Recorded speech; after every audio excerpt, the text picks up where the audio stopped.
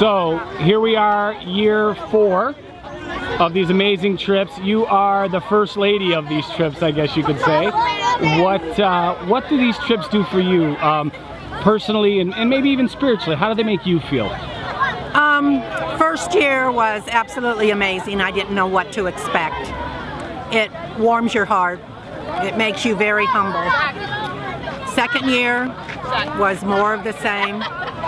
Third year, I did not attend for personal reasons. And this year is the best so far. This year has been the absolute best. Just to see the looks on these kids' face and the parents' face, it's just, I can't even say amazing is a good word for it, because it isn't. It's more than amazing, and I feel great about it. So is it safe to say that this will probably be something that you and your husband do as long as you can physically and do for the rest of your lives for the people of the Dominican? Absolutely, absolutely. This is our vacation, so.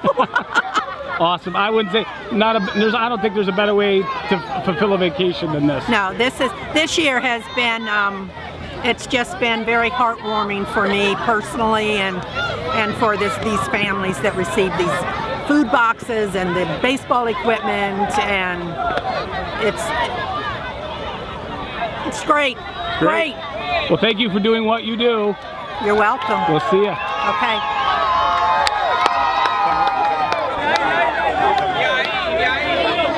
Una línea y se va para atrás y vaya otra vez.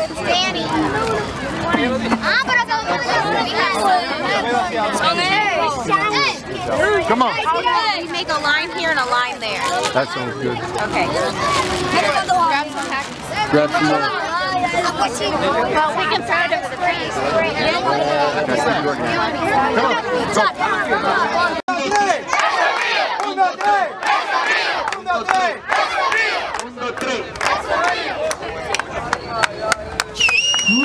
Who is here tonight on behalf of the Feeding the Dream program. Ed wasn't able to be with us last year, so we wanted to give him an opportunity tonight to say a few words about the charity he is representing and that many of you are supporting. Ed is the driving force behind why many of you donated baseball equipment tonight and in previous seasons. We are so proud to continue this tradition and help contribute equipment for kids in the Dominican Republic. Ed has so many uplifting stories and positive experiences from this venture, and we are going to let him spend a few minutes telling you about the program and sharing those experiences. Ed, you around here somewhere? There he is. Guys, welcome Ed Rose.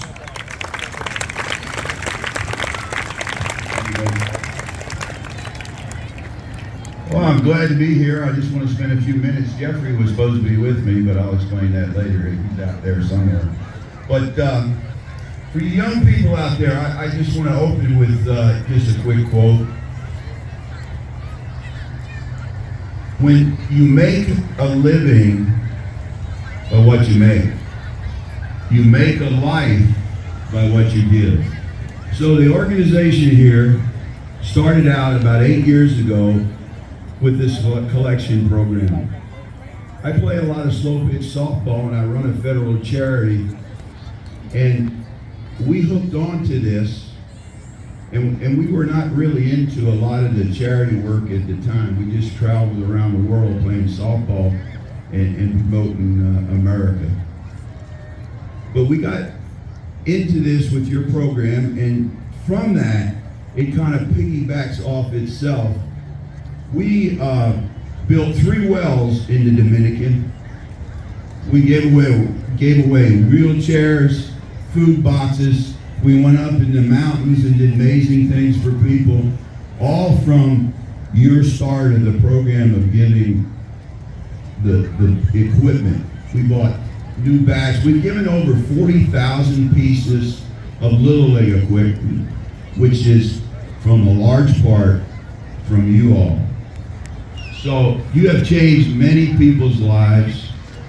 And then I also started a program, a scholarship program for some Dominican athletes.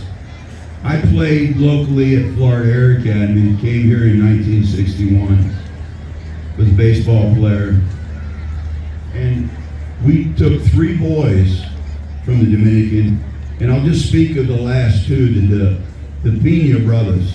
They became like my sons. They've been here for 8 years.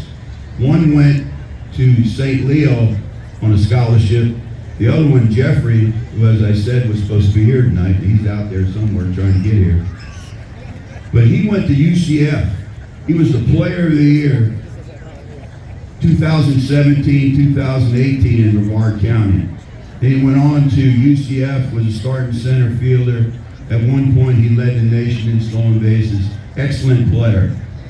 He had 12 scouts looking at him forever. The last year, he was the number 1 hitter on his team, number 2 in the conference. He had all kinds of academic accolades.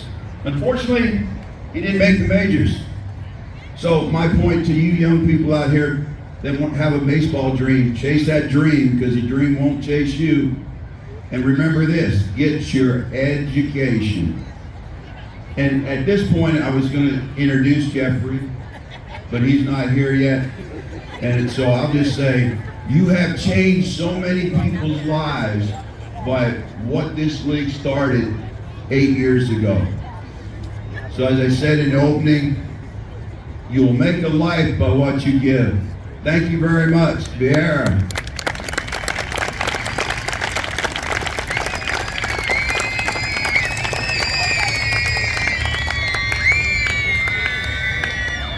Thank you, Ed.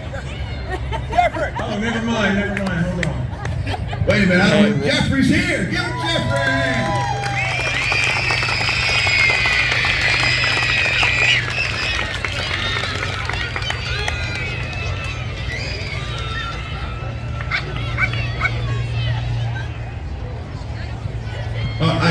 I forgot also that Jeffrey and his brother for the last couple of years have been running this program, coordinating it.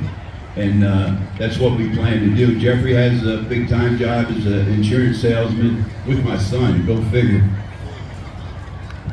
Well, thank you for having me here. I mean, we are very grateful to doing this. It just feels amazing giving to all the people that don't have as much.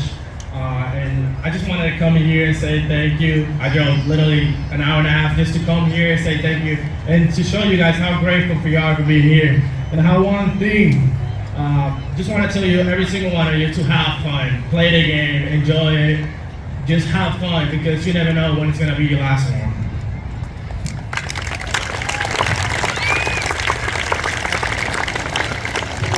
Thank you, Jeffrey.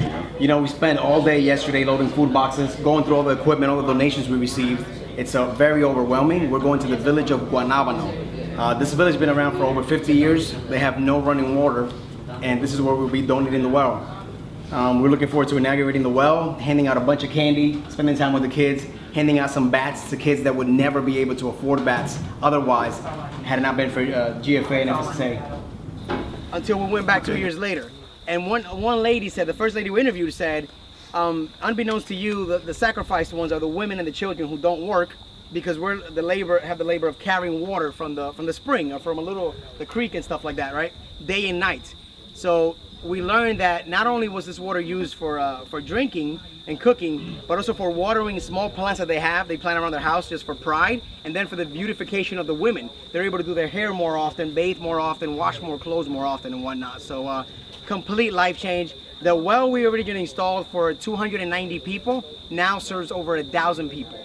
And it continues to grow because they've put in their own pipes and expanded to neighboring towns. It's amazing. They're very jealous of it. They ask for 50 pesos a month from each dweller, which is about $1.25 for the maintenance of the pump and electrical components if anything goes wrong and anything like that. So, you know, they're very proud of what they have there, and they don't want no outsiders to come in and try to tweak or anything. So they're always staying vigilant of what they have there. So, yeah.